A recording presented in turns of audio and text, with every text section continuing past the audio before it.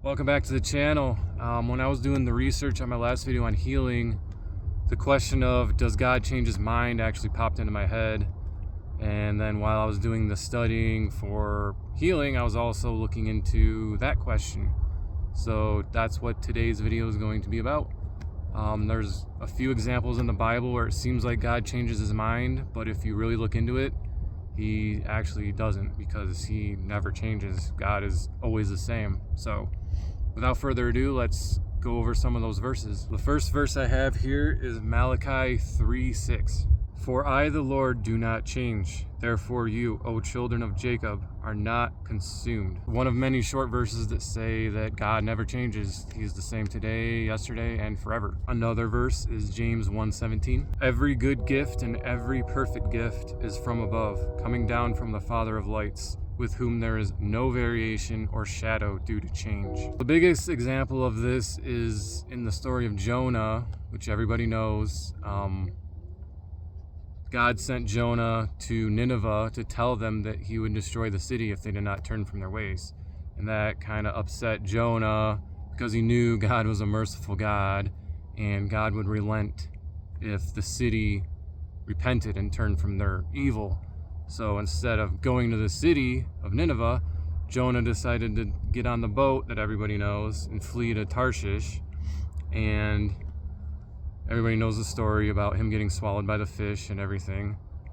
He eventually gets to Nineveh, says you need to turn and repent from your wicked ways. And they did, and God spared the city. And that angered Jonah because he wanted God to destroy the city. He didn't want God to be merciful and relent. And then that leads to the example of when Jonah goes up and wishes to die, and then God created a plant which gave Jonah shade, which made Jonah happy, and then the next day God killed the plant with a worm. And God used that plant as an example to say that if you pity this plant that you did not grow or sow, why would I destroy and wipe out an entire city of 120,000 people? Because God had pity on the city of Nineveh, which God did plant and sow and grow. And he cared deeply and loved all the people in that city. There's a lot of things you can learn about the story of Jonah, but today what we're mainly focusing on is that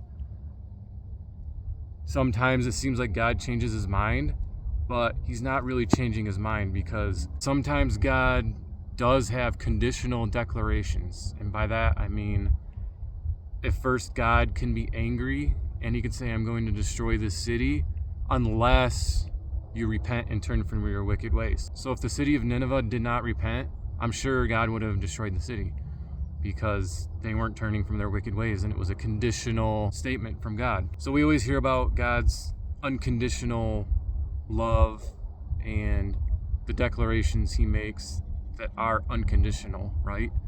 Because ultimately everything is according to his will and he has the final say. But God also operates in conditional declarations, that being the perfect example of the story of Jonah. So this ties a little bit into free will.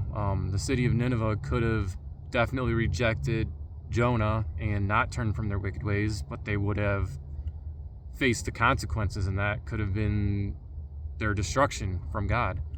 But they didn't. They chose to repent and turn from their wicked ways, and they were spared from God. So it can be a little confusing, I guess, and complicated, but God having conditional declarations doesn't mean that he changes. God never changes. He is always the same. It's just that he allows us the free will to take the wide road or the narrow road. He allows us to choose our inevitable destruction as well as our eternity with him in heaven. It's actually a really beautiful thing that he gives us the free will to make a choice. He's not just some taskmaster. He's not just some Zeus that just cracks a whip and we're just a bunch of marionettes on strings, you know.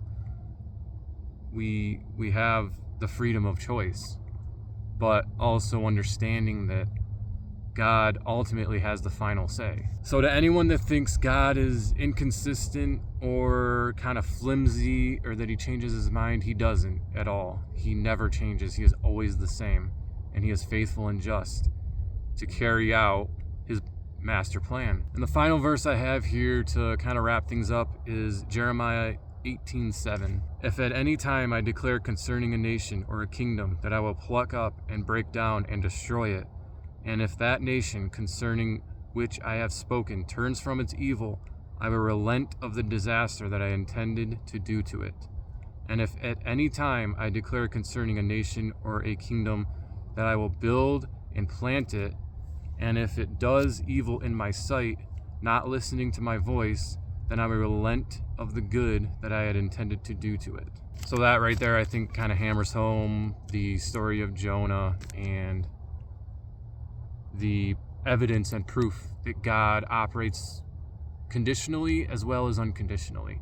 And they're both perfect and beautiful things. So yeah, this is just kind of a short and simple one. Maybe not so simple, but I know this has been one of those kind of deep, controversial topics in Christianity of, does God change his mind, does he not? And I hope that this kind of clears it up a little bit. But feel free to do your own research. Obviously, read the Bible for yourself. That's what we should all be doing at the end of the day. I hope you enjoyed this video. Please like and subscribe, and I'll see you all in the next one. Bye.